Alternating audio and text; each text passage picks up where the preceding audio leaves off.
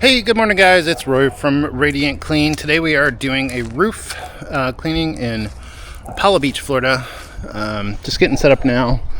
Put out some gutter bags.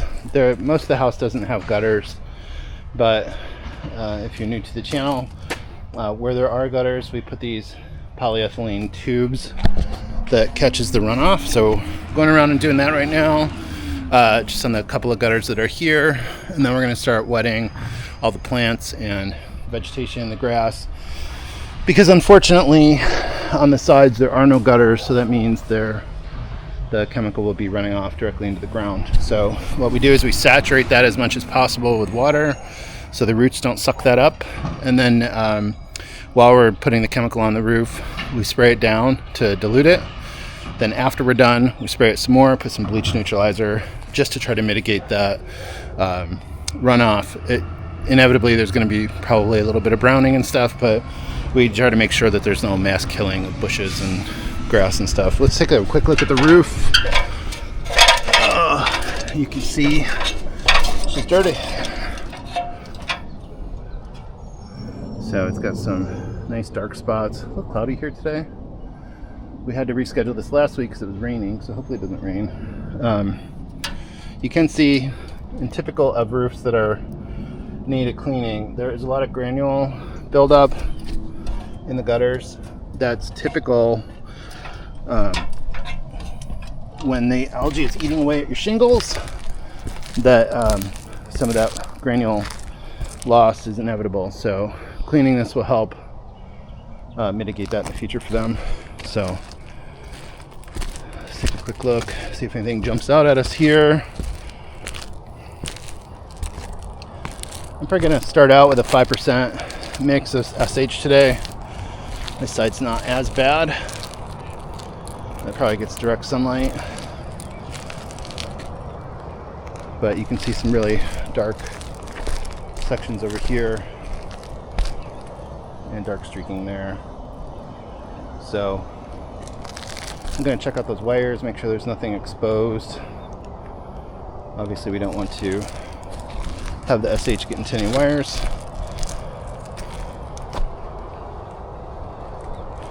But you can see the side that gets more sun has less buildup on it. That's pretty typical. So this side is dramatically dirtier than this side. So, all right. I don't see anything else. Check out those wires. We don't see anything else that jumps out at me. We always like to let them know if we see any damage to the roof or anything like that. I don't see that today. We'll get pre-wetting the ground and then get applicating. Like I said, I think I'm going to use about a 5% because this is pretty dirty in spots. We may need to up that a little bit. So let me check out these wires, get the pressure washer started up so we can wet down the grass, and we'll get back to you in a minute.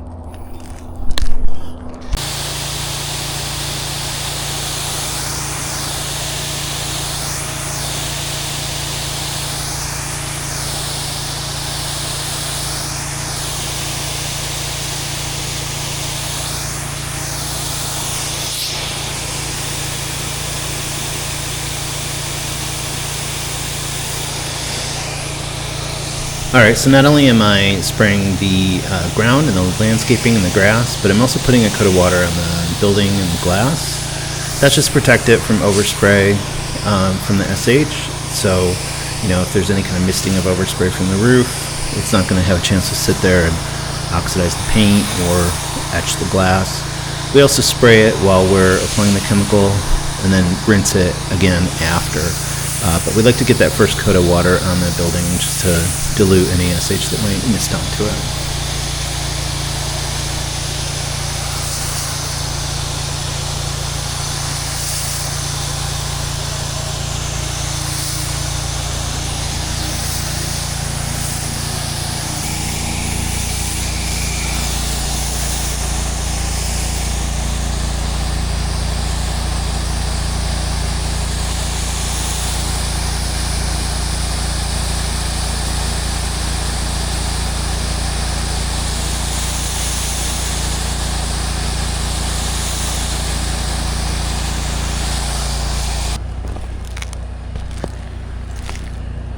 Alrighty.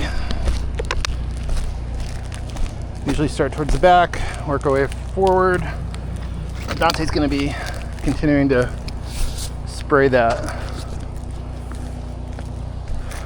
grass because it's pretty dry. We are in a drought here in Hillsborough County.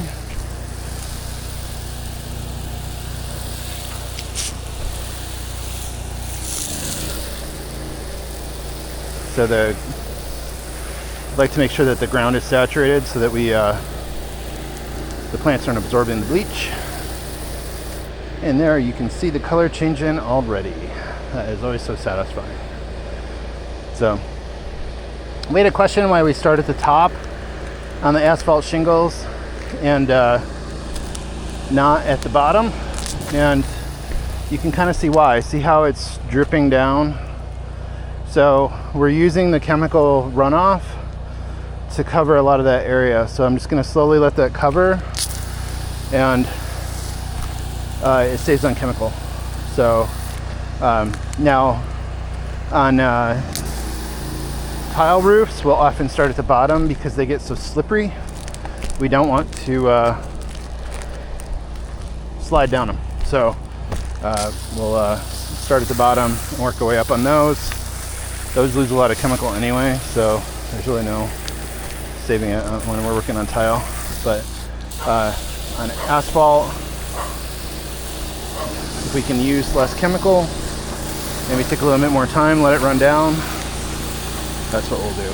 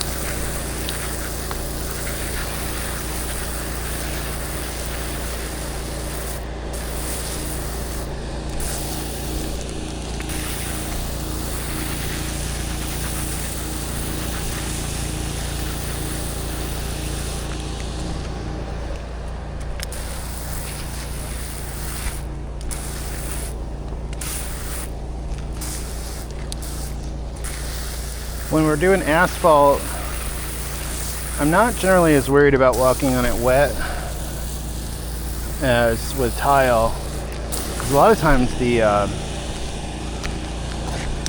algae and buildup on the tile will make it slipperier than actually when it's wet. So once it started, even if it's wet and it starts to kill that algae, it'll actually be easier to walk on. We also use boat shoes when walking on roofs. They have extra grip and are made for walking on the wet. So, Dante, I'm going to start over here. I'm going to start over here.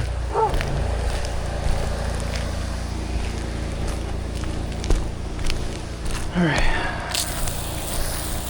Edges are always pesky on these roofs because you don't want to overspray, but at the same time you don't want to miss them.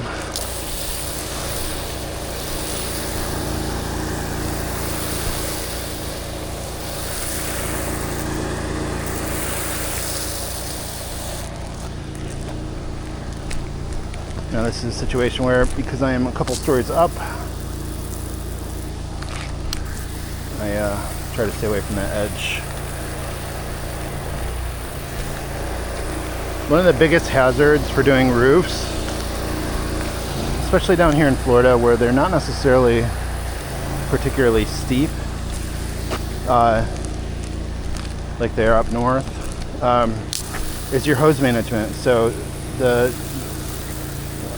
lot of the times when I've almost fallen or stumbled, it's because I'm walking and stepping on my hose. So you just have to be really cognizant of where your hose is.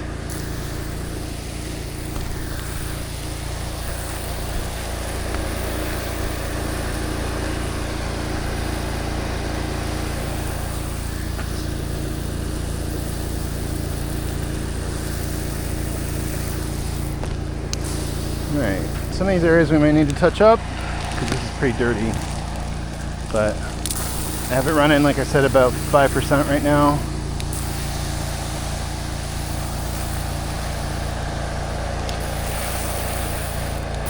It's a cooler day today though, and the sun's not out, so maybe it's not evaporating as quickly. So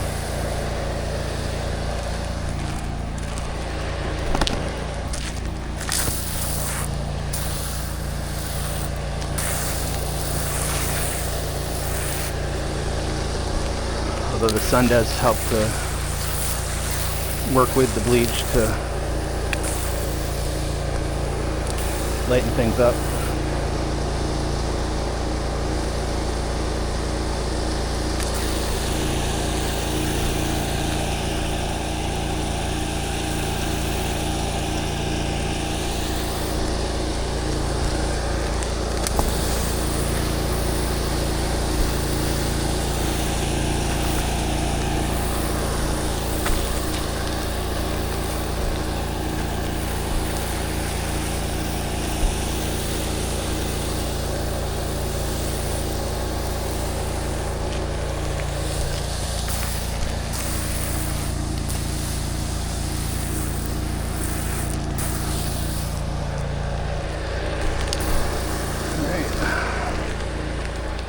Here.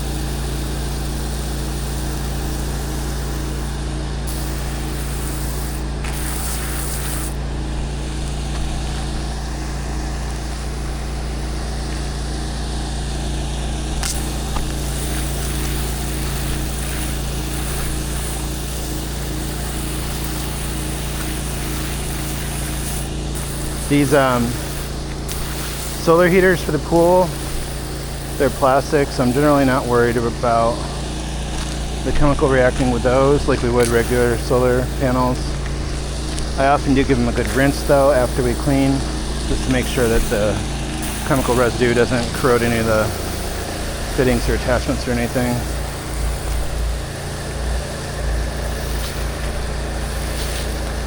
Looks like they had some removed here. Could potentially have been causing leaks or something, I don't know. But go back over there. That's a pretty dirty section.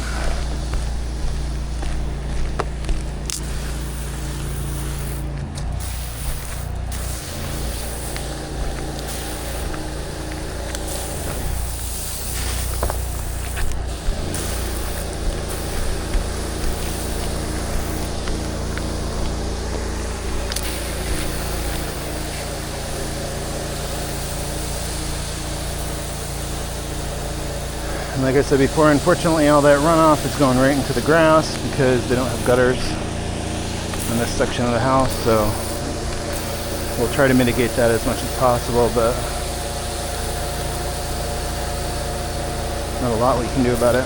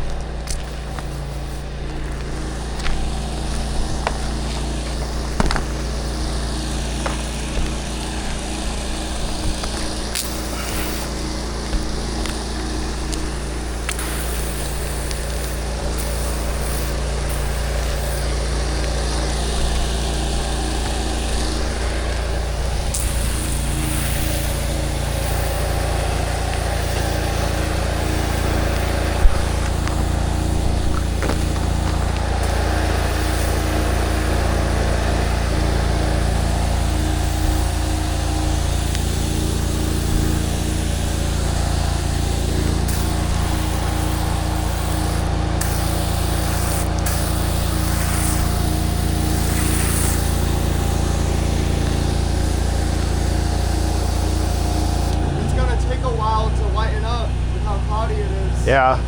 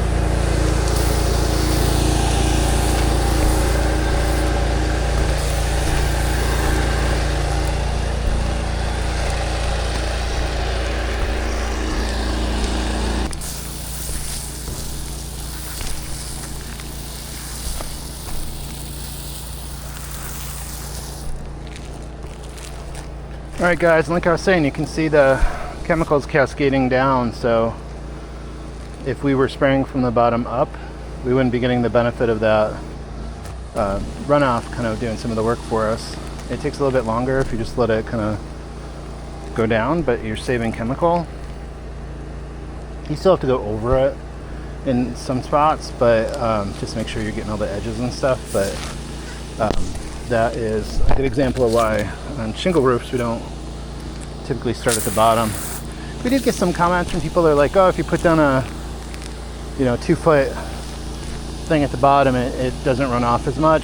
Yeah, I don't think it works that way. You may not see it running off because it's already wet, but it's not like it's creating a dam. I mean, the stuff is running off anyway. You can see it's not like a light runoff. So, you know, going across the bottom, it just makes it less visible, but it doesn't stop it from running off. Now we do go across the bottom sometimes just to make sure we're not getting close to the edge.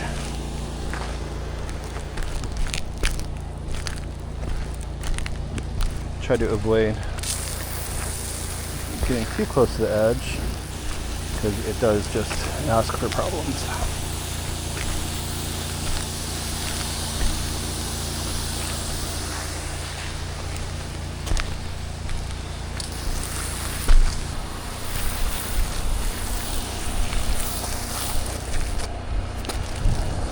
Alright, I'm going to let this dry a little bit so we can see if there's any areas we need to touch up. Some of this was, like I said, was pretty dirty, so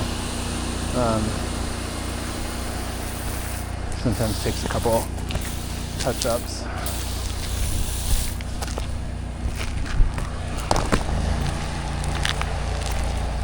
Go over to the side here that was the dirtiest. Let's see what's going on.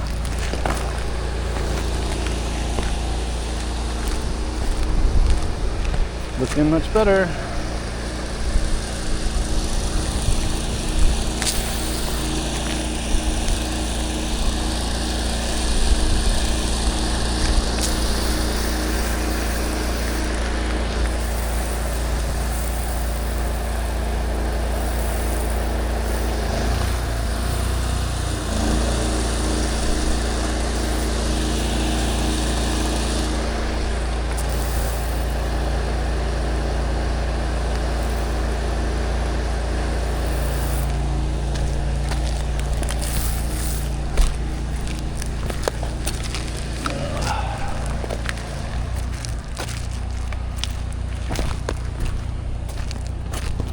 I don't know if you can see it on the camera, but you can see like these little darker areas.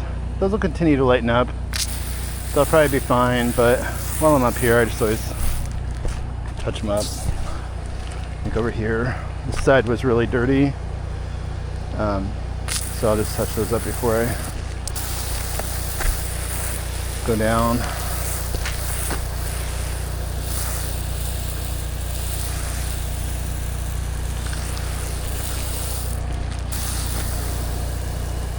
I always tell people that even if they see some spots that maybe were a little bit darker, that you know, after the next rain or two, you know, they're going to continue to die. So it will wash off over time, but I don't want people thinking we're leaving them with spots on their roof if possible.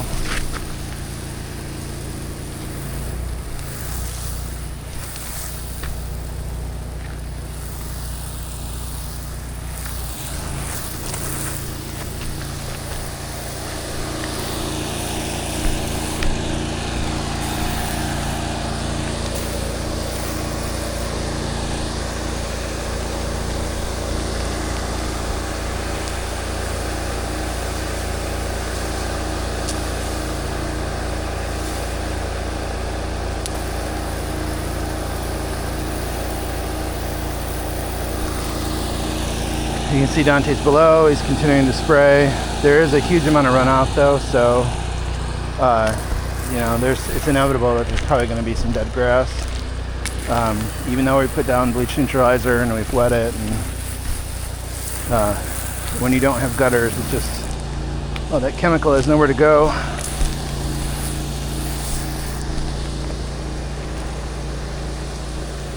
Touch up a couple areas down here.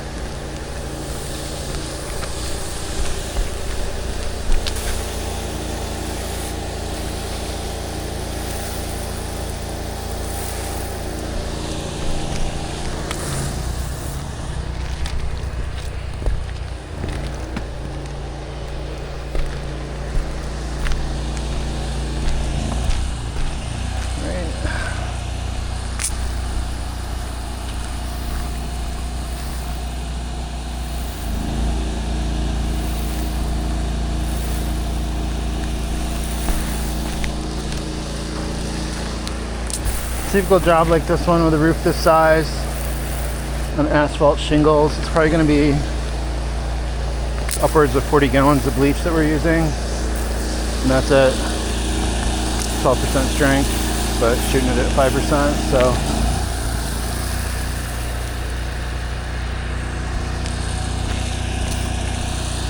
this one might be closer to 30, 35, but 40 might be. I'll have to look on the tank, but it might be around 40 by the time everything's all said and done.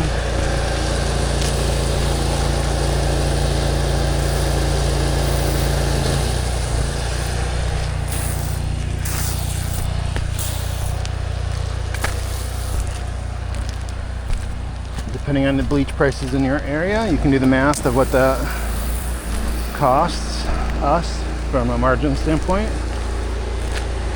I think we're paying not quite $3 a gallon, but you also have to factor in the gasoline for the pressure washer and the truck. We're gonna let that sit and then continue to hit the grass and rinse that down, hit some more bleach neutralizer, let this dry a little bit and see if we need to come up and touch up any spots. So we'll be back with you guys in a bit. All right, guys, we're doing a last minute check here, or last check. See if there's any. This is still wet, so some of it's gonna dry or lighten up still. There's a couple spots I'm probably gonna touch up, like over here, right there. So go around and do some last touch-ups.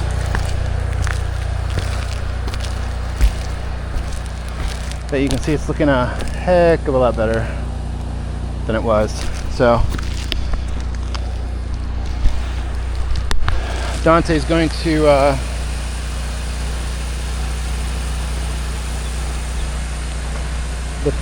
start taking off the bags from the gutters, and I will get these touch-ups done, and then a couple final rinses if necessary. Then I think we can wrap it up. But you can see how much better these sections look already than what they did before. So you can see those guys over there have a new roof, and where the water drips off all the time, it's already starting to get algae and mildew building up on that roof. So a lot of times people are like, I don't understand why I need a roof cleaning. My roof's only 4 years old or something, or 3 years old. And about 3 to 5 years is when you need that cleaning, because especially down here in Florida, that runoff and the constant wetness and stuff, it just promotes the algae and mildew and stuff like that. So if you have a new roof, it doesn't mean you don't need to get it cleaned. So all right, guys, we're gonna start wrapping this up. Before we go completely, once we're done touching up here, I'll go down to the tanks and let you know how much bleach we use for this project. So be back within a minute. All right, guys, we're here. I told you we would check the bleach. I don't know if you can see it on the camera, but we were at about 75 gallons, and I think we're down to about 40. So it's about 25 or 30 gallons for this roof, which is not too bad because it was pretty dirty. So it's about, I'd say about 30 gallons probably. So again, good cleaning today. It's looking a heck of a lot better. So now we're just gonna drain the water, roll up our hoses, and secure the ladder and get out of here. So we'll talk to you guys later. Bye.